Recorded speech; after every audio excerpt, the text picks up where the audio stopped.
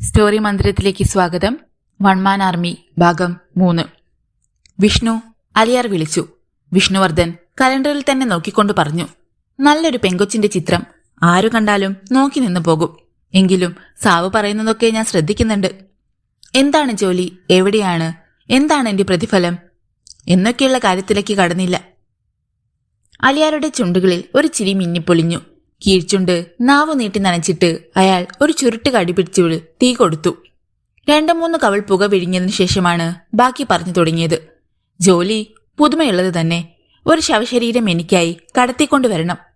അത്രയേ ഉള്ളോ? അവൻ തലയിളക്കി. ഇവിടത്തെ മോർച്ചറികളിൽ ആർക്കും വേണ്ടാത്ത ശവങ്ങൾ അനവധിയുണ്ട്. അല്ല വിഷ്ണു, ഞാൻ പറയാൻ പോകുന്നത്. എങ്കിൽ പിന്നെ ചില നോവലുകൾ വലിച്ചു നീട്ടുന്നത് പോലെ പോകാതെ പറയാനുള്ളത് നേരിട്ട് പറ. ശരി. അയാൾ സെറ്റിയിൽ അമർന്നു. എതിരെ വിഷ്ണു, കാര്യം ചുരുക്കി പറയാം.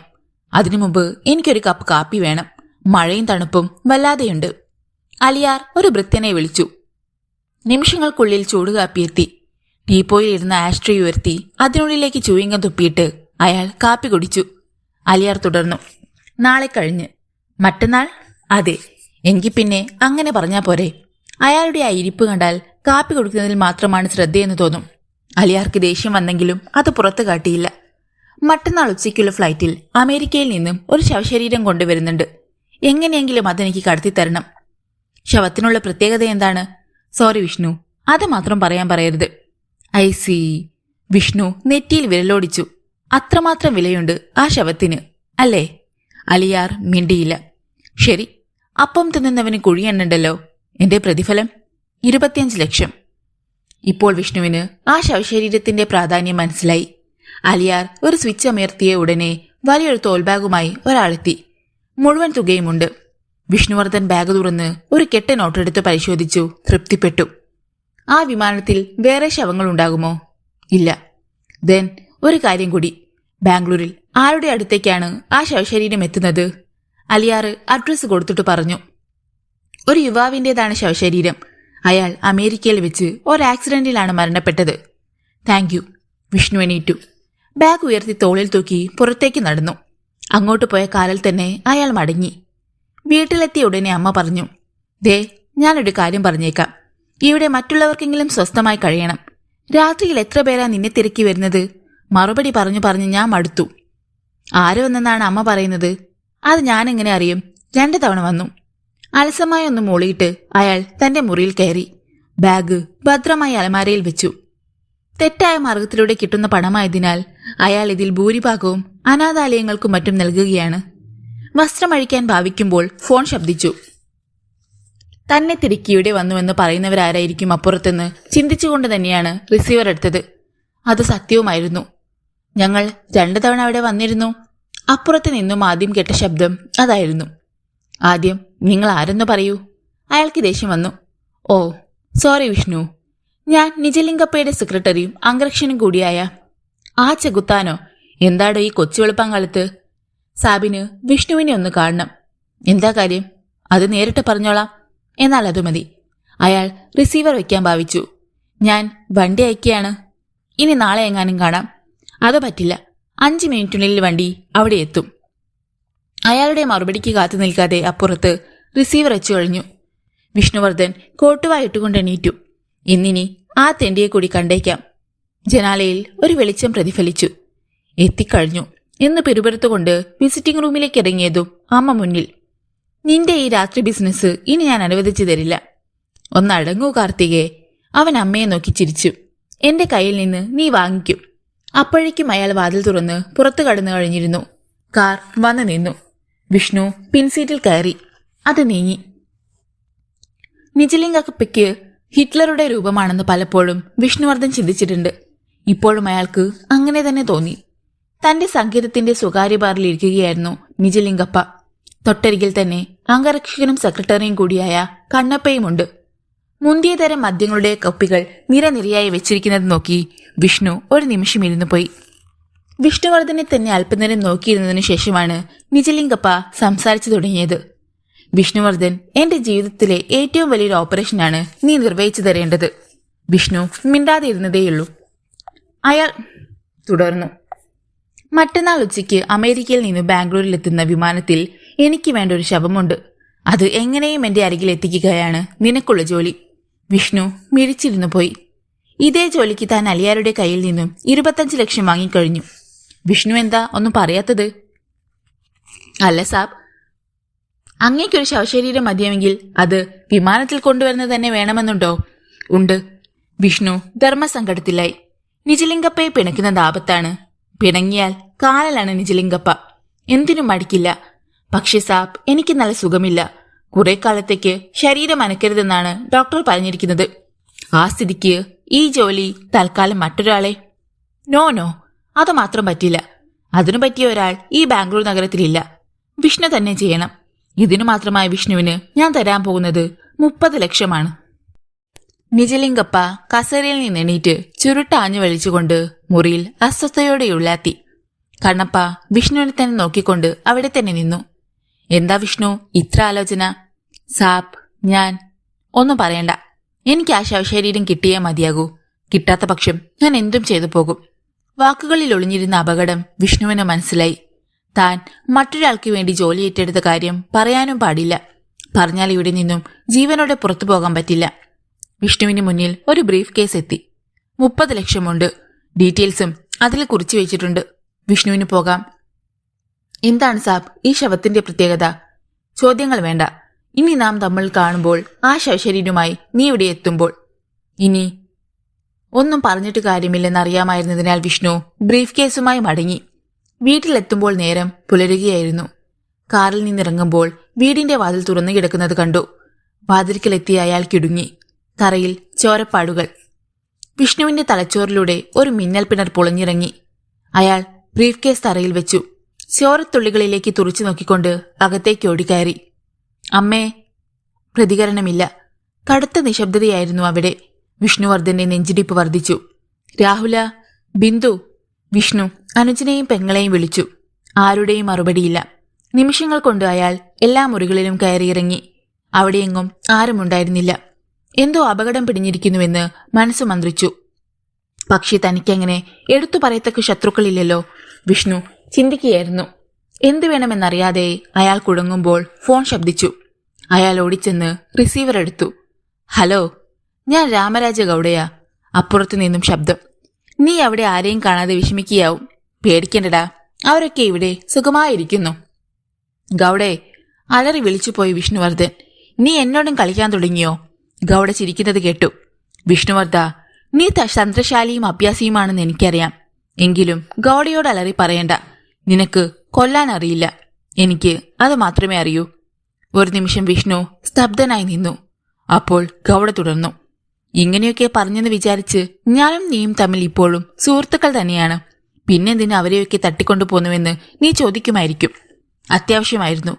കാരണം മറ്റന്നാൾ അമേരിക്കയിൽ നിന്ന് കൊണ്ടുവരുന്ന ശവശരീരം എത്തിച്ചേരേണ്ടത് എന്റെ അടുത്താണ്, അല്ലാതെ നിജലിംഗപ്പയുടെയോ അലിയാരുടെയോ അടുത്തല്ല.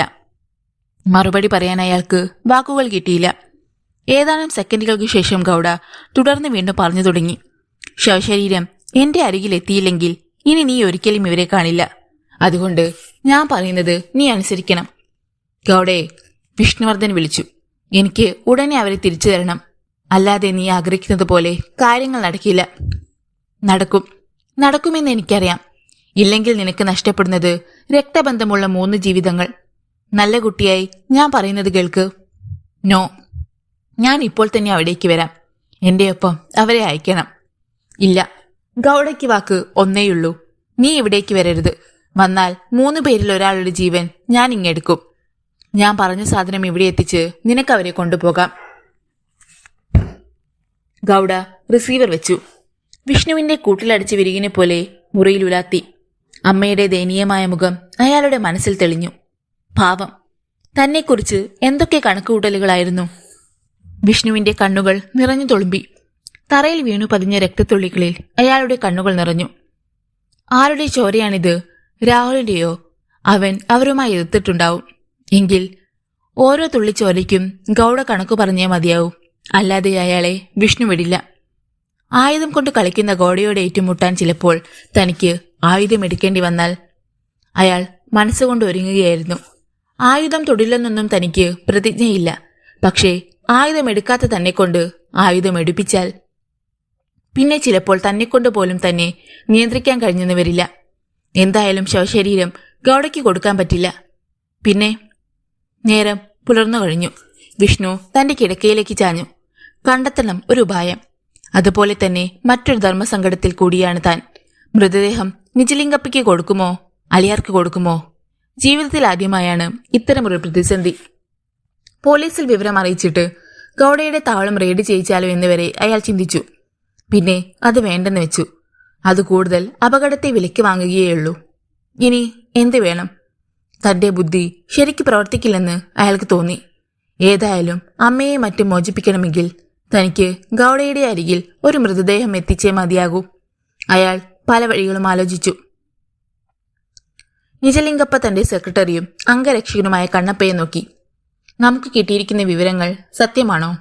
100%. അയാൾ അലിയാരുടെ അരികിൽ നിന്നും പണം വാങ്ങിയിട്ടുണ്ട്. ഇതേ ആവശ്യത്തിനായി അയാളുടെ വീട്ടിലുള്ളവരെ മുഴുവൻ തട്ടിക്കൊണ്ടുപോയിരിക്കുകയാണ് ഗൗഡ. നിജലിംഗപ്പ എന്തോ ചിന്തിച്ചുകൊണ്ട് ചുരുട്ട് കത്തിച്ചു. കഷണ്ടി തലയിൽ പതിയെ തലോടി. ഏറെ അസ്വസ്ഥനാവുമ്പോഴാണ് അയാൾ അങ്ങനെ ചെയ്യുന്നതെന്ന് കണ്ണപ്പയ്ക്കറിയാം. അപ്പോൾ അത് നമുക്ക് കിട്ടുവാൻ ബുദ്ധിമുട്ടാണ് അല്ലേ എന്ന് വേണം കരുതാൻ. കാരണം തന്റെ വീട്ടിലുള്ളവരെ തിരിച്ചെടുക്കുന്നതിന് വേണ്ടി ആ റാസ്കൽ ഗൗഡയ്ക്ക് ശവശരീരം ഹാൻഡ് ഓവർ ചെയ്യില്ലെന്ന് എങ്ങനെ അറിയും? നിജലിംഗപ്പ കനപ്പിച്ചെന്ന് മൂളി. അതുകൊണ്ട് നമുക്കും ചില മുൻകരുതലുകൾ എടുത്തേ പറ്റൂ. എയർപോർട്ടിൽ ശവം എത്തിച്ചേരുമ്പോൾ നമ്മുടെ ആൾക്കാരും അവിടെ ഉണ്ടാകണം. വിഷ്ണു ആർക്കാണ് ശവം നൽകുന്നതെന്നൊന്നും അറിയുവാൻ കാത്തു നിൽക്കുന്നില്ല. അവനെ തട്ടിയിട്ട് സാധനവുമായി നേരെ പോരുന്നു.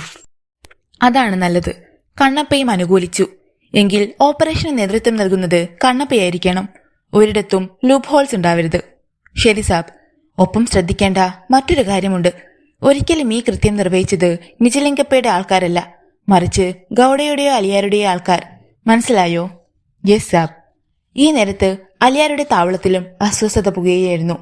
വിഷ്ണുവർദ്ധൻ നിജലിംഗപ്പയുടെ കയ്യിൽ നിന്നും പണം വാങ്ങിയതും ഗൗഡ ഇതേ ആവശ്യത്തിനായി അറ്റകൈ പ്രയോഗിച്ചതുമൊക്കെ അലിയാരും അറിഞ്ഞിരുന്നു. കൂടുതൽ പരീക്ഷണങ്ങൾക്കോ കാത്തിരിപ്പിനോ ഒന്നും അലിയാർ ഒരുക്കമല്ലായിരുന്നു. അത് നഷ്ടപ്പെടുന്നതിനെക്കുറിച്ച് ചിന്തിക്കാൻ പോലും പ്രയാസം. അപ്പോൾ തന്നെ തന്റെ അനുചരന്മാർക്ക് അയാൾ നിർദ്ദേശം നൽകി. എയർപോർട്ടിൽ നിങ്ങളുണ്ടാവണം. എത്ര ജീവൻ ബലികൊടുക്കേണ്ടി വന്നാലും ആ ശവശരീരം ഇവിടെ എത്തിച്ചേരണം. എതിർക്കുന്ന ഒരുത്തിനെയും ബാക്കി വെക്കേണ്ട. അനുയായികൾ ഒരുങ്ങിക്കഴിഞ്ഞു. അലിയാരുടെ കണ്ണുകളിൽ ആശ്വാസത്തിന്റെ തിളക്കം. രാമരാജ ഗൗഡ തന്റെ വിദഗ്ധരായ പോരാളികളെ മാത്രം വിളിച്ചുകൂട്ടി. 12 പേർ.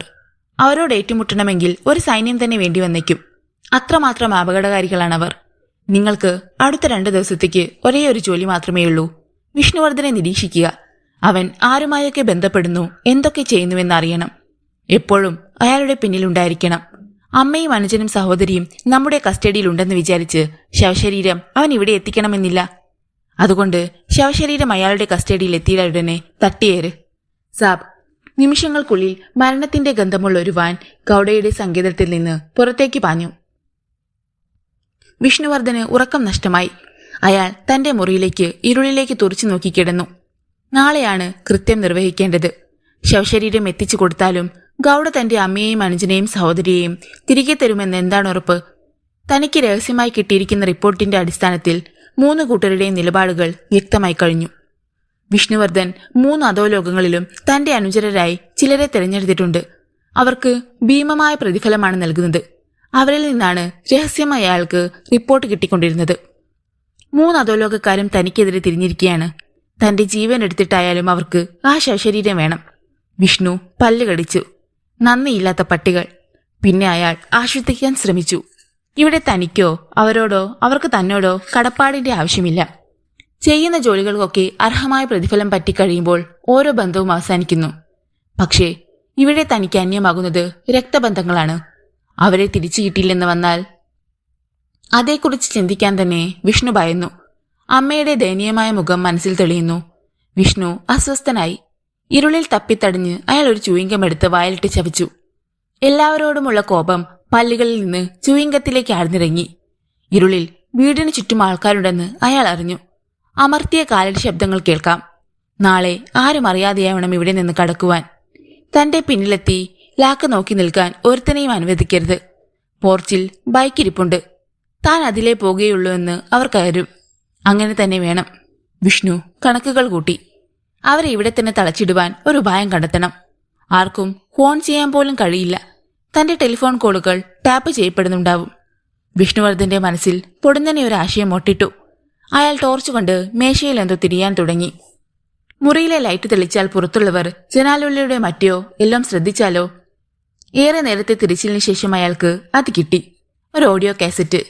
അതിന്റെ ഒരു ഭാഗത്തു മാത്രം രംഗീല എന്ന ഹിന്ദി ചിത്രത്തിന്റെ ഏതാനും പാട്ടുകൾ ടാപ്പ് ചെയ്തിട്ടുണ്ട്. പാട്ടില്ലാത്ത ഭാഗം നോക്കി അയാൾ കാസറ്റ് ടേപ്പ് റെക്കോർഡറിൽ ഇട്ടു. തനിയെ റിവൈൻഡ് ചെയ്യുന്ന സിസ്റ്റം കൂടിയുള്ള ടേപ്പ് റെക്കോർഡായിരുന്നു അത്. ഇനി ഇത് ഓൺ ചെയ്താൽ ഒരു ഭാഗത്തെ ടേപ്പ് മുഴുവൻ ചുറ്റിത്തീരുവോളും ശബ്ദം കേൾക്കില്ല. പിന്നീട് റിവൈൻഡ് ചെയ്തു കഴിഞ്ഞ് മറുഭാഗത്തെ പാട്ട് കേട്ടുകൊള്ളും. അതാണ് ഈ ടേപ്പ് റെക്കോർഡറിന്റെ അഡ്ജസ്റ്റ്മെന്റ്. അപ്പോൾ ഇടയ്ക്കിടെ മാത്രം കുറെ നേരം പാട്ട് കേൾക്കും. താൻ വീടിനുള്ളിൽ തന്നെയുണ്ടെന്ന് അവർ കരുതിക്കൊള്ളുകയും ചെയ്യും. ഇരുട്ടകലും മുമ്പ് ഇവിടം വിടണം. വിഷ്ണു കാത്തിരുന്നു. നാളത്തെ ഓപ്പറേഷന് നേരത്തെ തന്നെ ചില പദ്ധതികൾ ഒരുക്കിയിട്ടുണ്ട്. വെളുപ്പിന് 4 മണി. വിഷ്ണുവർദ്ധൻ എണീറ്റു. തനിക്ക് വേണ്ട സാധനങ്ങളൊക്കെ അയാൾ ഒരു ബാഗിനുള്ളിലാക്കി കഴിഞ്ഞു. ടാപ്പ് റെക്കോർഡർ ഓൺ ചെയ്തു. കാസറ്റ് പതിയെ പ്രവർത്തിച്ചു തുടങ്ങി. ഇനി അരമണിക്കൂറിലധികം വേണ്ടിവരും ശബ്ദം കേൾക്കുവാൻ. വിഷ്ണു അകത്തെ മുറിയിൽ നിന്ന് ഒരു കള്ളനെ പോലെ മുകളിലേക്ക് വലിഞ്ഞു കയറി. ശബ്ദമുണ്ടാക്കാതെ 2 ഓടുകൾ ഇളക്കി മാറ്റി. കറുത്ത വസ്ത്രങ്ങളും ബാഗുമായിരുന്നതിനാൽ ഇരുട്ടിന്റെ മറവ് രക്ഷിക്കേണ്ടായിരുന്നു. അയാൾ പുറത്തിറങ്ങി ഓട് പഴയതുപോലെ വെച്ചിട്ട് പതിയെ താഴേക്ക് നിരങ്ങി. വീടിന് മുകളിലേക്ക് ചാഞ്ഞു കിടന്നിരുന്ന മാവിന്റെ ശിഖരത്തിൽ ഒരു ഉടുമ്പിനെ പോലെ പിടിമുറുക്കി. ചില്ലകൾ ഒലയാതെ തടിയിലെത്തിപ്പെട്ടത് ആയാസകരമായ ജോലിയായിരുന്നു. അയാളെ വല്ലാതെ കിതച്ചുപോയി. കുറച്ചുനേരം അവിടെ കാത്തിരുന്നപ്പോൾ മാവിന്റെ ചുവട്ടിലൂടെ ആരോ നടന്നു പോകുന്നത് അവ്യക്തമായി കണ്ടു. വിഷ്ണു തറയിലിറങ്ങി. കെട്ടിടത്തിന്റെ പിൻഭാഗത്തെ വേലിക്കരികിലെത്തി. അതുവരെ ആരും കണ്ടിട്ടില്ല എന്ന കാര്യത്തിൽ അയാൾക്കുറപ്പുണ്ടായിരുന്നു. വേലി കടന്ന് അപ്പുറത്തെ വഴിയിലെത്തിയ വിഷ്ണു വേഗം നടന്നു. നേരം പുലരുന്നതിന് മുമ്പ് തന്നെ വിഷ്ണുവർദ്ധന്റെ വീട്ടിൽ നിന്ന് പാട്ട് കേട്ടപ്പോൾ പുറത്തുണ്ടായിരുന്നവർ പരസ്പരം പറഞ്ഞു, നമ്മളെയൊക്കെ വലിപ്പിച്ചു എന്നുള്ള വിചാരത്തിലാവാം അവൻ സന്തോഷിക്കുന്നത്. ഇന്ന് കാണിച്ചു കൊടുക്കാം. മറ്റുള്ളവരും ആ അഭിപ്രായത്തോട് യോജിച്ചു. കാരണം അവർക്കൊക്കെ അയാളോട് അസൂയയായിരുന്നു. കുറെ നേരം കഴിഞ്ഞപ്പോൾ ശബ്ദം നിലച്ചു. പിന്നെ വീണ്ടും പഴയ പാട്ട് തന്നെ കേട്ടു തുടങ്ങി. നേരം ഉച്ചയാകാറായി. അവൻ ഇതുവരെ വീട്ടിൽ നിന്ന് പുറത്തു വന്നിട്ടില്ല സാബ്. രാമരാജ് ഗൌഡയുടെ ആൾക്കാർ ഗൌഡയ്ക്ക് സന്ദേശം അയച്ചു. ഇനി അവൻ അവിടെ ഇല്ലെന്ന് വരുമോ? അല്ല സാബ്, ഇന്നലെ അവൻ വന്നു കയറുന്നത് കണ്ടതിനു ശേഷം ഞങ്ങൾ ഇവിടെ നിന്നും മാറിയിട്ടില്ല. കക്ഷി ടേപ്പ് റെക്കോർഡ് വെച്ച് തകർക്കുകയാണ്. ശ്രദ്ധിക്കണം. അയാളുടെ രീതി എങ്ങനെയാണെന്ന് പറയാൻ പറ്റില്ല. ശരി സാബ്. എയർപോർട്ടിൽ വിമാനം ലാൻഡ് ചെയ്തിട്ട് 5 മിനിറ്റോളമായി. പുറത്ത് ആംബുലൻസ് കാത്തു നിൽക്കുന്നു. ഒരു വൃദ്ധ പുരോഹിതൻ അതിനടുത്തെത്തി. ഡ്രൈവർ വാനിൽ ചാരി നിന്ന് ഒരു സിഗരറ്റ് പുകയ്ക്കുകയായിരുന്നു. മകനെ, പുരോഹിതൻ വിളിച്ചു. ഡ്രൈവർ തല ഉയർത്തി. എനിക്കൊരു കാര്യം പറയാനുണ്ട്. അയാൾ അച്ഛനെ സൂക്ഷിച്ചു നോക്കി. വരൂ. അച്ഛൻ മുന്നിൽ നടന്നു. ഡ്രൈവർ എന്ത് വേണമെന്ന് ഒരു നിമിഷം ചിന്തിച്ചിട്ട് അച്ഛനെ പിന്തുടർന്നു. അവർ ബാത്റൂമിലാണ് എത്തിയത്. ഡ്രൈവർ അകത്ത് കയറിയതും അച്ഛൻ വാതിലടിച്ച് ലോക്ക് ചെയ്തു. ഡ്രൈവർ എന്താണച്ചോ എന്ന് ചോദിക്കുവാൻ തിരിഞ്ഞപ്പോൾ തന്റെ നേർക്ക് ചൂണ്ടപ്പെട്ടിരിക്കുന്ന റിവോൾവറാണ് കണ്ടത്. പേടിക്കണ്ട, നിനക്കിനിയും ജീവിക്കണ്ടേ? ഡ്രൈവറെ വിറയ്ക്കാൻ തുടങ്ങിയിരുന്നു. ഏതാനും മിനിറ്റുകൾ കഴിഞ്ഞപ്പോൾ ഡ്രൈവർ തിരികെ ആംബുലൻസിന്റെ അരികിലെത്തി. നിജലിംഗപ്പയുടെയും മലയാരുടെയും ആൾക്കാർ ഈ നേരത്ത് വിഷ്ണുവർദ്ധനെ തിരയുകയായിരുന്നു. അയാൾ എന്തേ ഇനിയും വരാത്തത്? അതോ വഴിക്ക് വെച്ച് ഒരാക്രമണത്തിലൂടെ മൃതദേഹം തട്ടിയെടുക്കാനാണോ? അവർ സംശയിച്ചു. അപ്പോഴപ്പോഴുള്ള വിവരങ്ങൾ കേന്ദ്രത്തിലേക്ക് അയച്ചുകൊണ്ടിരുന്നു. കസ്റ്റംസ് ക്ലിയറൻസ് കഴിഞ്ഞ് ആൾക്കാർ പുറത്തു വന്നു തുടങ്ങി. ഡ്രൈവർ കാത്തുനിന്നു. അതാ ശവവുമായി 2 പോർട്ടർമാരും മറ്റു ചിലരും. അയാൾ ആംബുലൻസിന്റെ പിൻവാതിൽ തുറന്നുകൊടുത്തു. മൃതദേഹം സ്ട്രെച്ചറിൽ അതിനുള്ളിൽ വെച്ചു. ബന്ധുക്കൾ കയറി. 4 പുരുഷന്മാരും 4 സ്ത്രീകളും. ഡ്രൈവർ ആംബുലൻസ് സ്റ്റാർട്ട് ചെയ്ത് മുന്നോട്ടെടുത്തു. നിജലിംഗപ്പയുടെ ആൾക്കാർ കണ്ണപ്പയുടെ നേതൃത്വത്തിൽ ഒരു വാനിലും അലിയാരുടെ ആൾക്കാർ 2 കാറുകളിലുമായി വാനിന്റെ പിന്നാലെ നീങ്ങി. ഈ നേരത്ത് ബാത്റൂമിലേക്ക് കയറിയ ഒരു മനുഷ്യൻ അലറിക്കൊണ്ട് പുറത്തേക്കിറങ്ങി. അതിനുള്ളിൽ നഗ്നനായി ഒരു മനുഷ്യൻ നിശ്ചലം കിടക്കുന്നു. സമീപത്തു തന്നെ ഒരച്ഛന്റെ ലോഹയും താടിയും മുടിയും കിടപ്പുണ്ടായിരുന്നു. വിമാനത്തിന്റെ സമയമായിട്ടും വിഷ്ണുവർദ്ധൻ പുറത്തേക്ക് ഇറങ്ങുന്നില്ലെന്ന് കണ്ടപ്പോൾ ഗൌഡയുടെ ആൾക്കാർക്ക് സംശയമായി. അവർ ഗൌഡയുമായി ആലോചിച്ചിട്ട് വീട് തകർത്ത് അകത്ത് കയറി. തങ്ങൾ കബളിക്കപ്പെട്ടിരിക്കുന്നുവെന്ന് മനസ്സിലായി. തനിയെ പാടിക്കൊണ്ടിരിക്കുന്ന ടേപ്പ് റെക്കോർഡർ അവർ തല്ലി തകർത്തു. പുറത്തിരുന്ന ബൈക്കും കലിമൂത്ത അസുരന്മാരെ പോലെ അവരും എയർപോർട്ടിലേക്ക് പാഞ്ഞു. ആംബുലൻസ് നഗരത്തിലെ തിരക്കിലൂടെ മുന്നോട്ട് നീങ്ങി. അതിന്റെ ഡ്രൈവിംഗ് സീറ്റിലിരുന്ന് വിഷ്ണുവർദ്ധൻ ചിന്തിച്ചു. എയർപോർട്ടിലെ ബാത്റൂമിൽ കിടക്കുന്ന മനുഷ്യനെ ഇപ്പോൾ ആരെങ്കിലും കണ്ടെത്തിയിട്ടുണ്ടാവും. എന്നാലും ഉടനെയൊന്നും ആർക്കും യാതൊരു വിവരവും കിട്ടാൻ പോകുന്നില്ല. എന്തൊക്കെ ചികിത്സ നടത്തിയാലും 3 മണിക്കൂറെങ്കിലും കഴിയാതെ അയാൾ ഉണരില്ല. വിഷ്ണുവിന് ചിരി വന്നു. താൻ കളിത്തോക്കാണ് അയാളുടെ നേരെ നീട്ടിയത്. പക്ഷേ യഥാർത്ഥ തോക്കാണെന്ന് വിചാരിച്ച് അയാൾ ഭയന്നുപോയി. വിഷ്ണുവർദ്ധൻ റിയർവ്യൂ മിററിലൂടെ നോക്കി. പിന്നിലെ വാഹനങ്ങൾക്കിടയിലൂടെ ഒരു വാൻ കുതിച്ചു വരുന്നത് കണ്ടു. വിഷ്ണുവിന്റെ നെറ്റി ചുളിഞ്ഞു. ഒരു പരീക്ഷണം ഏതായാലും വേണ്ട, അവർ ശത്രുക്കൾ തന്നെയെന്ന് അയാൾ കരുതി. ആക്സിലേറ്ററിൽ കാലമർന്നു. വാനിന്റെ ചക്രങ്ങൾക്ക് വേഗതയേറി. വിഷ്ണുവർദ്ധൻ കണ്ണുകൾ മുന്നോട്ട് പായിച്ചു. വാഹനങ്ങൾ മുന്നിൽ കുറവാണ്. ഓരോന്നിനെയും പിന്തള്ളി അത് പാഞ്ഞു. നിമിഷങ്ങൾക്കുള്ളിൽ തന്നെ പിന്തുടർന്നെത്തിയ വാഹനം പിന്നിൽ ഒരു ബിന്ദുവായി തീരുന്നത് അയാൾ കണ്ടു. ആംബുലൻസിനെ പിന്തുടർന്നു വന്ന ആ വാനിൽ കണ്ണപ്പയുടെ നേതൃത്വത്തിലുള്ള നിജലിംഗപ്പയുടെ ആൾക്കാരായിരുന്നു. അതിനും പിന്നിൽ അലിയാരുടെ ആൾക്കാരുമുണ്ടായിരുന്നു. മുന്നിലുള്ളത് നിജലിംഗപ്പയുടെ ആൾക്കാരാണെന്ന് മനസ്സിലാക്കി അലിയാരുടെ ആൾക്കാർ വന്ന വാഹനം വേറൊരു വഴിക്ക് തിരിഞ്ഞു. കുറുക്കു വഴിയിലൂടെ വാനിന്റെ മുന്നിലെത്താം. അടുത്ത 2 മിനിറ്റിനുള്ളിൽ പിന്നിലൂടെ വരുന്ന അപകടം തൊട്ടടുത്തെത്തുകയില്ലെന്ന് മനസ്സിലാക്കിയ വിഷ്ണുവർദ്ധൻ പൊടുന്നനെ ആംബുലൻസ് നിർത്തി. പിന്നെ 1-2 തവണ സ്റ്റാർട്ടാക്കുന്നതായി ഭാവിച്ചു. പിന്നിലേക്ക് തിരിഞ്ഞു നോക്കി അറിയിച്ചു, എല്ലാവരും ഒന്ന് പുറത്തേക്ക് ഇറങ്ങി തള്ളണം. പുരുഷന്മാർ ഇറങ്ങി. നിങ്ങൾ കൂടി ഇറങ്ങിക്കോളൂ, സ്ത്രീകളോട് പറഞ്ഞു. മനസ്സില്ലാ മനസ്സോടെ അവരും ഇറങ്ങി. ആ ക്ഷണത്തിൽ വാൻ സ്റ്റാർട്ടായി. പുറത്തിറങ്ങിയവരെ അമ്പരിപ്പിച്ചുകൊണ്ട് അത് കുതിച്ചകന്നു. അവർ എന്തൊക്കെയോ വിളിച്ചു പറഞ്ഞുകൊണ്ട് വാനിന്റെ പിന്നാലെ കുറച്ചു ദൂരം ഓടി. വിഷ്ണുവർദ്ധൻ പെട്ടെന്ന് ഒരു ചെറിയ വഴിയിലേക്ക് തിരിഞ്ഞു. അവിടെ പഴയ ഒരു വർക്ക്ഷോപ്പ് ഉണ്ട്. മറ്റ് വാഹനങ്ങൾക്കിടയിൽ ഒരു കാറ് മുന്നോട്ട് വന്നു. അതിനരികിൽ വാൻ നിന്നു.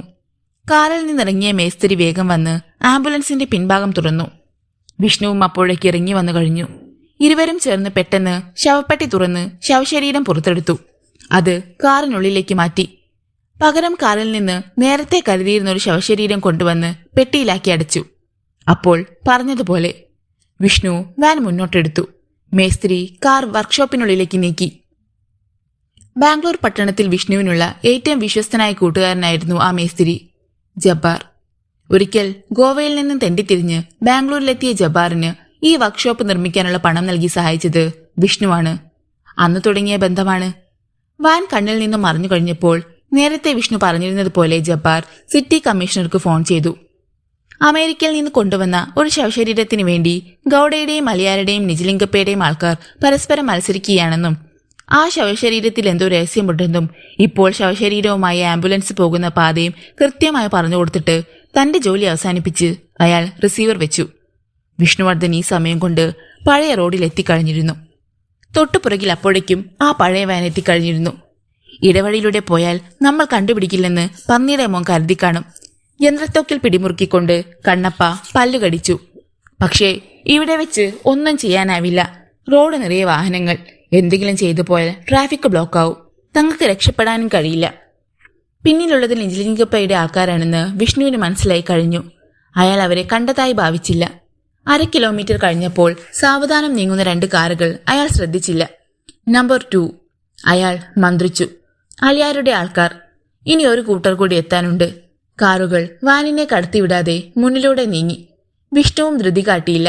എതിരെ ലൈറ്റിട്ട് ഒരു വാഹനം പാഞ്ഞു വന്നു. Mini bus. പൊടുന്നനെ അതിന്റെ ബ്രേക്ക് അമർന്നു. 3. വിഷ്ണുവർദ്ധൻ ചിരിച്ചു.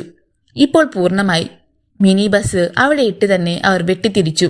3 അധോലോകക്കാർക്കും പരസ്പരം മനസ്സിലായി, മൃതദേഹം കിട്ടണമെങ്കിൽ ഇനി ഒരു ഏറ്റുമുട്ടൽ കൂടാതെ പറ്റില്ല. തോൽവി സമ്മതിക്കാൻ ആർക്കും മനസ്സില്ല. തോറ്റിട്ട് മടങ്ങിച്ചെന്നാൽ അവർക്ക് കിട്ടുന്ന സമ്മാനം മരണമാണ്. കണ്ണപ്പയുടെ തോക്കിൽ നിന്ന് ആദ്യത്തെ വെടിയുണ്ട് ഉതിർന്നു. ആംബുലൻസിന്റെ ടയർ തകർന്നു. അതിടത്തേക്ക് തെന്നി മാറി റോഡിന്റെ ഓരം ചേർന്ന് നിന്നു. മിനി ബസ് അപ്പോഴേക്കും തൊട്ടടുത്ത് വന്നു കഴിഞ്ഞു. മുന്നിൽ നിന്ന കാറുകളിൽ നിന്നും അലിയാരുടെ ആൾക്കാർ തോക്കുകളുമായി കുതിച്ചിറങ്ങി. മിനി ബസ്സിൽ നിന്ന് തോക്കിൻ തുഴലുകൾ പുറത്തേക്ക് നീണ്ടു. ഒരുത്തനെയും വിടരുത്. ശവശരീരം നമുക്ക് തന്നെ കൊണ്ടുപോകണം. കണ്ണപ്പ അലറി. വിഷ്ണുവർദ്ധൻ ആംബുലൻസിന്റെ എഞ്ചിൻ ഓഫ് ചെയ്തിട്ട് സീറ്റിനടിയിലേക്ക് കുനിഞ്ഞു ഇടതുവശത്തേക്ക് തെന്നിമാറി. ഫുട്പാത്തിനപ്പുറം ഒരു സർക്കാർ സ്കൂളിന്റെ മതിലാണ്. തനിക്ക് 2 സെക്കൻഡുകൾ കൊണ്ട് അതിനപ്പുറത്തെത്താം. അയാൾ കണക്കുകൂട്ടി. അലിയാരുടെ ആൾക്കാർ ആംബുലൻസിന്റെ തൊട്ടരികിലെത്തി. പൊടുന്നനെ മിനി ബസ്സിൽ നിന്ന് ഗൌഡയുടെ ആൾക്കാർ നിറയൊഴിച്ചു. ഒരാൾ തലക്ഷണം പിടഞ്ഞു വീണു. ഉടൻ മറ്റുള്ളവർ മിനി ബസ്സിന് നേരെ തോക്ക് തിരിച്ചു. വെടിയുണ്ടകൾ ചീറിപ്പാഞ്ഞു. വെയിറ്റ്. കണ്ണപ്പ അനുചരന്മാരോട് പറഞ്ഞു. അവരിൽ ആരാണ് അവശേഷിക്കുന്നതെന്ന് നോക്കാം. റോഡ് ബ്ലോക്കായി കഴിഞ്ഞു. മുന്നിലും പിന്നിലും നിമിഷങ്ങൾക്കുള്ളിൽ വാഹനങ്ങളുടെ നീണ്ട നിര. പോലീസ് വാഹനങ്ങളുടെ മൂളൽ വിഷ്ണുവർദ്ധൻ കേട്ടു. തന്റെ ജോലി കഴിഞ്ഞു. അയാൾ തിടുക്കത്തിൽ വാനിന്റെ ഇടതുഭാഗത്തെ ഡോർ തുറക്കുകയും ഫുട്പാത്തിലേക്ക് കുതിച്ചു ചാടിയിട്ട് മുകളിലേക്ക് ഉയരുകയും ചെയ്തു. ഒരു വെടിയുണ്ട അയാളുടെ ശരീരത്തിലേക്ക് സ്പർശിച്ചുകൊണ്ട് കടന്നുപോയി. അയാൾ വിദഗ്ധനായ ഒരു അഭ്യാസിയെപ്പോലെ മതിലിനപ്പുറത്തേക്ക് പറന്നു വീണു. അവിടെ നിന്നെണീറ്റ് മതിലിനോട് ചേർന്ന് തന്നെ ഓടി. സിറ്റി പോലീസ് കമ്മീഷണറുടെ നേതൃത്വത്തിലുള്ള പോലീസ് വ്യൂഹം അപ്പോഴേക്കും വാഹനങ്ങൾക്കിടയിലൂടെ ഓടി നടക്കുകയായിരുന്നു. റോഡിൽ ചോര ചിതറി വീണു. മിനി ബസിന്റെ ഒരു ഭാഗം മുഴുവൻ വെടിയുണ്ടകളേറ്റു പിളർന്നു. അലിയാരുടെ ആൾക്കാർ 4-5 പേർ മരിച്ചു കഴിഞ്ഞിരുന്നു. പോലീസ് പാഞ്ഞെത്തുന്നത് 3 കൂട്ടരും കണ്ടു. പിടികൊടുക്കാതെ രക്ഷപ്പെടുകയാണ് നല്ലതെന്ന് അവർക്ക് തോന്നി. പക്ഷേ വാഹനങ്ങൾ അനക്കാൻ പോലും കഴിയില്ല. അവർ പുറത്ത് ചാടിയോടി. ആയുധവുമായി ഓടി വരുന്നവരെ കണ്ട് വഴിയാത്രക്കാർ തിരിഞ്ഞു പാഞ്ഞു. കമ്മീഷണർ വാൾട്ടർ വെങ്കടേഷ് ആംബുലൻസിനരികിൽ തരിച്ചു നിന്നു. റോഡിൽ ചിതറിക്കിടക്കുന്ന ശവശരീരങ്ങൾ. അയാളുടെ നോട്ടം ആംബുലൻസിന് നേരെയായി. അജ്ഞാതൻ പറഞ്ഞ പ്രകാരം ശവശരീരവുമായി അധോലോകക്കാർ മടങ്ങിയോ? അയാൾ ആംബുലൻസിന് പിന്നിലെത്തി. വാതിൽ തുറന്നു. അതിനുള്ളിൽ കിടക്കുന്ന ശവശരീരം. വാൾട്ടർ വെങ്കടേഷിന്റെ കണ്ണുകൾ തിളങ്ങി. തുടക്കം ഈ ശവത്തിൽ നിന്ന് തന്നെയാകട്ടെ. ബാംഗ്ലൂർ നഗരത്തിലെ അധോലോകക്കാരെ വേരോട് പിഴുതെറിയാനുള്ള ഒരു തുടക്കം ആരംഭിക്കുകയാണ്. വെങ്കടേഷ് പല്ലുകടിച്ചു. ബാംഗ്ലൂരിൽ അധോലോകങ്ങളിൽ അസ്വസ്ഥത പടർന്ന ഒരു ദിവസമായിരുന്നു അത്. അലിയാർക്കാണ് ഏറ്റവും നാശനഷ്ടങ്ങൾ ഉണ്ടായത്. വിഷ്ണുവർദ്ധൻ നൽകിയ പ്രതിഫലത്തേക്കാളുപരി തന്റെ അനുയായികൾ കൊല്ലപ്പെട്ടിരിക്കുന്നു. അതിന് കാരണക്കാർ ഗൌഡയുടെ ആൾക്കാരാണ്. എന്തു വന്നാലും താൻ ഇത് പൊറുക്കില്ല. ആ മൃതദേഹം ഇപ്പോൾ പോലീസ് കസ്റ്റഡിയിലാണ്. കമ്മീഷണർ വാൾട്ടർ വെങ്കടേഷ് ഇപ്പോൾ അതിനുള്ളിലുള്ള രഹസ്യം മണത്തറിഞ്ഞിരിക്കും. അലിയാർക്ക് ദുഃഖം തോന്നി. പ്രതീക്ഷകളാകെ തകർന്നിരിക്കുന്നു. നിജലിംഗപ്പയുടെ താവളം. അയാൾ ഒരു വന്യമൃഗത്തെ പോലെ മുരണ്ടുകൊണ്ട് കൈകൾ പിന്നിൽ കെട്ടി മുറിയിൽ അങ്ങിങ്ങ നടന്നു. നഷ്ടം. അതിന്റെ കണക്കെടുക്കുവാൻ അയാൾക്ക് ബുദ്ധിമുട്ട് തോന്നി. കണ്ണപ്പ നിശബ്ദനായി നിൽക്കുകയാണ്. നിജലിംഗപ്പയുടെ മനസ്സ് വായിക്കുവാൻ അയാൾക്ക് കഴിയും. കണ്ണപ്പ. അപ്രതീക്ഷിതമായി നിജലിംഗപ്പയുടെ ശബ്ദമുയർന്നപ്പോൾ അയാൾ ഒന്നു ഞെട്ടി. സാബ്, നിങ്ങൾ കാട്ടിയത് മടയത്തരമായിപ്പോയി. ഗൌഡയുടെയോ അലിയാരുടെയോ ആൾക്കാർ ബാക്കി നിൽക്കുന്നതുവരെ കാത്തു നിൽക്കേണ്ടിയിരുന്നില്ല. അവരുടെ ഏറ്റുമുട്ടലിനിടയ്ക്ക് ദൗത്യം നിർവഹിക്കാമായിരുന്നു. കണ്ണപ്പയ്ക്ക് ശബ്ദിക്കാൻ കഴിഞ്ഞില്ല. തന്റെ നേതൃത്വത്തിൽ നടന്ന ഓപ്പറേഷനിൽ ആദ്യത്തെ പരാജയം. പെട്ടെന്ന് ഫോൺ ശബ്ദിച്ചു. നിജലിംഗപ്പ അറ്റൻഡ് ചെയ്തു. ഞാനാ, വിഷ്ണുവർദ്ധൻ. നീ എവിടെ നിന്ന് സംസാരിക്കുന്നത്? കൂടുതൽ ചോദ്യങ്ങളൊന്നും വേണ്ട. എന്നെ ഏൽപ്പിച്ച ദൗത്യത്തിന് പിന്നാലെ നിങ്ങൾ നിങ്ങളുടെ ആൾക്കാരെയും അയച്ചത് ഏറ്റവും വലിയ തെറ്റ്. അതിനുണ്ടായ കാരണം എന്തു തന്നെയായാലും നഷ്ടത്തിന് ഉത്തരവാദി നിങ്ങൾ മാത്രമാണ്. വിഷ്ണു, ഞാനൊന്ന് പറയട്ടെ. ഇവിടെ സാധനം എത്തിക്കാമെന്നാണ് നീ ഏറ്റിരുന്നത്. പുളുത്തി. ഞാൻ പോയ പിറകെ കുറെ ആളിനെ വിട്ട് സംഗതി കുളമാക്കിയതും പോരാ, പിന്നെ വാചകമടിക്കുന്നോ? നിജലിംഗപ്പ എന്തോ പറയുവാൻ ഭാവിച്ചപ്പോഴേക്കും വിഷ്ണു റിസീവർ വെച്ചു കഴിഞ്ഞിരുന്നു. നിജലിംഗപ്പ റിസീവർ ക്രടയിലേക്കിട്ട് അലറി. പൊലയാടി മോൻ, കുറ്റം മുഴുവൻ എന്റെ മടയിലാക്കിയിട്ട് രക്ഷപ്പെടാൻ ശ്രമിക്കുന്നോ? കൊന്നുകളയും ഞാൻ. രാമരാജ ഗൌഡയുടെ താവളത്തിൽ നിമിഷങ്ങൾക്ക് തീപിടിച്ചു. ഗൌഡ നിന്ന് ജ്വലിക്കയാണ്. നിങ്ങളോട് ഞാൻ പറഞ്ഞത് 2 കാര്യങ്ങൾ മാത്രമാണ്. 1, വിഷ്ണുവിനെ അവസാനിപ്പിക്കുക. 2, ആ ശവശരീരം ഇവിടെ കൊണ്ടുവരിക. 2ഉം സാധിക്കാതെ നിങ്ങൾ മടങ്ങി വന്നിരിക്കുന്നു. അലിയാരോട് ശത്രുതയും ഏറ്റുവാങ്ങി. അനുചരർ നിശബ്ദരായി നിന്നു. ഇനി അറിയേണ്ടതൊന്നു മാത്രം. ശവശരീരത്തിലെ രഹസ്യം കമ്മീഷണർ കണ്ടുപിടിച്ചോ? അത് ബന്ധുക്കൾക്ക് വിട്ടുകൊടുത്തോ? ഒപ്പം വിഷ്ണുവർദ്ധനെ ഇവിടെ കൊത്തിയെടുത്ത് കൊണ്ടുവരണം. പോലീസിന് രഹസ്യം ചോർത്തിക്കൊടുത്തത് ആരാണെന്നും. അനുചരർ അതിനായി പുറത്തേക്ക് പോയി. രാമരാജ ഗൌഡ ഗൂഢമായി മന്ദഹസിച്ചു. ഇവിടത്തെ ചാണക്യൻ ആരാണെന്ന് കണ്ടുപിടിക്കണം. വിഷ്ണുവർദ്ധൻ മൃതദേഹം ഉപേക്ഷിച്ച് ഓടിപ്പോയെന്ന് പറഞ്ഞാൽ അവിടെ ഒരു ദുരൂഹത. രാമരാജ ഗൌഡയുടെ തടവറ. അവിടെ ഭിത്തിക്കരികിലായി ഒരു പഴന്തുണി കെട്ടുപോലെ തളർന്നു കിടക്കുകയാണ് രാഹുലൻ. കാർത്തികയും ബിന്ദുവും അവന്റെ അരികിൽ തന്നെയുണ്ട്. രാഹുലന്റെ ശിരസ് അനക്കുവാൻ പോലും കഴിയുമായിരുന്നില്ല. ഗൌഡയുടെ ആൾക്കാർ വീട്ടിൽ വന്നപ്പോൾ അവരുമായി ഏറ്റുമുട്ടിയതാണ്. അതിനിടയിൽ ഒരുത്തൻ തോക്കുകൊണ്ട് തലയിൽ ഇടിച്ചു. ശിരസ് പിളർന്ന് ചോര ചീറ്റി. ആ മുറിവ് ഇപ്പോൾ വ്രണമായിരിക്കുന്നു. ഒരു ഡോക്ടറെ കാണിക്കാൻ പോലും കഴിഞ്ഞില്ല. മുറിവിന് ചുറ്റും ഈച്ചകൾ മൂളി പറന്നു. രാഹുലൻ ഒന്നും അറിയുന്നുണ്ടായിരുന്നില്ല. ഇടയ്ക്കിടെ അവൻ സ്വബോധം വീട് കിട്ടും. വേഗം തന്നെ അബോധാവസ്ഥയിലുമാകും. ഇടയ്ക്കിടെ തടവറയിലെത്താറുണ്ടായിരുന്ന കാവൽക്കാരോട് കാർത്തികയും ബിന്ദുവും കരഞ്ഞു പറഞ്ഞു അവനെ ഒരു ഡോക്ടറെ കാണിക്കുവാൻ. പക്ഷേ കനിവിന്റെ ഒരു കണിക പോലും അവർക്ക് ലഭിച്ചില്ല. വിഷ്ണുവർദ്ധനെക്കുറിച്ച് ഗൗഡ പറഞ്ഞതൊന്നും വിശ്വസിക്കാൻ കാർത്തികേയ ബിന്ദുവോ ഒരുക്കമല്ലായിരുന്നു. അവർ അധോലോകക്കാർക്ക് ദാസ്യവേല ചെയ്യുന്നവനാണ് പോലും, ലക്ഷ്യങ്ങൾ പ്രതിഫലം പറ്റുന്നവനാണ് പോലും. ഇല്ല, തന്റെ മകൻ ഒരിക്കലും അത്തരത്തിലാകുവാൻ കഴിയില്ലെന്ന് ആ അമ്മ തീർത്തും വിശ്വസിച്ചു. രാഹുലൻ ഒന്ന് ഞെരങ്ങി. ആരോ പിടിച്ചു കുലുക്കും പോലെ ഒന്ന് പെടഞ്ഞു. മോനെ, കാർത്തിക വിളിച്ചു. വെള്ളം, വെള്ളം. അവന്റെ ചുണ്ടുകൾ അസ്പഷ്ടമായി മന്ത്രിച്ചു. വിഷ്ണുവർദ്ധൻ ഇരുളിന്റെ മറപറ്റി തന്റെ വീട്ടിലെത്തി. പോർച്ച് തലേന്ന് മുതൽ ലൈറ്റ് തെളിഞ്ഞു നിൽക്കുകയാണ്. തന്റെ ബൈക്ക് തകർത്ത് കിടക്കുന്നത് കണ്ടു. തുറന്നു കിടക്കുന്ന വാതിൽ. ശത്രുക്കൾ പക പോക്കിയതാവും. അയാൾ അകത്തേക്ക് കയറി. തനിക്ക് അത്യാവശ്യം വേണ്ട സാധനങ്ങൾ ബാഗിലാക്കുവാൻ തുടങ്ങി. തൽക്കാലം ഇവിടെ നിന്ന് ഒന്ന് മാറി നിൽക്കുന്നതാണ് നല്ലതെന്ന് അയാൾക്ക് തോന്നി. ബാഗുമായി തിരിഞ്ഞതേയുള്ളൂ. പുറത്ത് തോക്കമർന്നു. അനങ്ങണ്ട. തൊട്ടു പിന്നാലെ ആജ്ഞ കേട്ടു. ഞങ്ങൾ എത്ര നേരമായി നിന്നെ നോക്കിയിരിക്കുവാൻ തുടങ്ങിയിട്ടെന്നറിയാമോ? അപ്പോൾ വല്ലാതെ ബുദ്ധിമുട്ടിക്കാണുമല്ലോ. തിരിഞ്ഞു നോക്കാതെ തന്നെ അയാൾ പറഞ്ഞു. ഒരു ഗ്ലാസ് കാപ്പി പോലും തരുവാൻ കഴിഞ്ഞില്ലല്ലോ. നിനക്ക് ഞങ്ങൾ കാപ്പി തരാം. അതിനായിട്ടാ കൊണ്ടുപോകുന്നത്. കൊണ്ടുപോകാനോ? അയാൾ ചിരിച്ചു. ഞാൻ നിങ്ങളോട് അങ്ങനെ ആവശ്യപ്പെട്ടില്ലല്ലോ. ആവശ്യപ്പെടാതെ കൊണ്ടുപോകുന്നതാ ഞങ്ങളുടെ രീതി. എന്നാ പിന്നെ അങ്ങനെയാക്കട്ടെ. പുറത്തേക്ക് നടക്ക്. പറ്റില്ല. കൊണ്ടുപോകണമെന്ന് നിർബന്ധമാണെങ്കിൽ എടുത്തുകൊണ്ട് പൊയ്ക്കോ. നടക്കടാ. ശബ്ദത്തിന്റെ കട്ടി കൂടി വരികയാണെന്ന് വിഷ്ണുവിന് മനസ്സിലായി. തനിക്ക് പിന്നിൽ എത്ര പേരുണ്ടെന്നും അറിയില്ല. ഏതായാലും 3-4 പേർ ഉണ്ടാകുമെന്ന് തീർച്ചയാണ്. എവിടേക്കാണ് യാത്രയെന്ന് പറഞ്ഞില്ലല്ലോ. അതങ്ങ് ചെല്ലുമ്പോൾ അറിയാം. അതുമതി. പൊടുന്നനെ വിഷ്ണു താഴേക്ക് കുനിഞ്ഞു. വേഗത്തിൽ തിരിഞ്ഞു. ശത്രുക്കൾക്ക് പ്രവർത്തിക്കാൻ കഴിയും മുമ്പ് അവരെ പിന്നോട്ട് ചവിട്ടി മലർത്തി. 4 പേരുണ്ടായിരുന്നു അവർ. തന്റെ ബാഗുമായി അയാൾ പുറത്തേക്ക് പാഞ്ഞു. വെടിയുണ്ടകൾ പിന്തുടർന്നെത്തി. ഭിത്തിയിലെ സിമന്റ് അടർന്നു വീണു.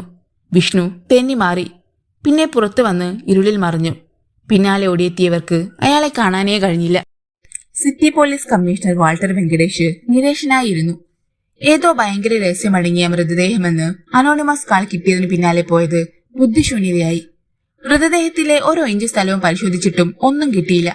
അപ്പോഴേക്ക് നഷ്ടപ്പെട്ടു എന്ന പരാതിയുമായി എത്തിയ ബന്ധുക്കൾക്ക് അത് വിട്ടുകൊടുക്കുകയും ചെയ്തു. പക്ഷേ തികഞ്ഞ ദുരൂഹത ബാക്കി. യാതൊരു രഹസ്യവുമില്ലാത്ത മൃതദേഹത്തിന് വേണ്ടി ബാംഗ്ലൂർ അധോലോകക്കാർ പടവെട്ടിയതെന്തിന്? അതിനുത്തരം കണ്ടെത്താൻ മാത്രം കമ്മീഷണർക്ക് കഴിഞ്ഞില്ല. ഫോൺ ശബ്ദിച്ചു. കമ്മീഷണർ അറ്റൻഡ് ചെയ്തു. അപ്പുറത്തു നിന്ന് കേട്ട വാർത്ത അയാൾക്ക് വിശ്വസിക്കാൻ കഴിഞ്ഞില്ല. വാട്ട്? റിസീവർ താഴ്ത്തിയിട്ട് തരിച്ചിരുന്നു പോയി കമ്മീഷണർ. അയാൾ ഡിവൈഎസ്പി ശങ്കറെ വിളിച്ചു. സാർ, ശങ്കർ എത്തി. നമുക്ക് തെറ്റുപറ്റിയല്ലോ ശങ്കർ. എന്താണ് സാർ? മൃതദേഹം തേടി അധോലോകക്കാർ പിന്നാലെ എത്തുമെന്ന് ചിന്തിക്കാൻ കഴിഞ്ഞില്ല. വീട്ടിലെത്തിയ ഉടനെ ഒരു സംഘം തോക്കുധാരികൾ ആ മൃതദേഹം തട്ടിക്കൊണ്ടുപോയെന്ന്. ശങ്കർ മിഴിച്ചു നിന്നു. കമ്മീഷണർ തുടർന്നു. പക്ഷേ അതുമാത്രമല്ല രസകരം. എയർപോർട്ടിൽ വന്നിറങ്ങിയ ശവശരീരമല്ലായിരുന്നു അത്. ഒറിജിനൽ ഇടിനിലയിൽ എവിടെയോ പോയി. ഡ്യൂപ്ലിക്കേറ്റാണ് നമുക്ക് കിട്ടിയത്. അതായത് മറ്റൊരു ശവശരീരം. ഒന്നും മനസ്സിലാകാതെ ശങ്കർ കമ്മീഷണറെ തുറച്ചു നോക്കി.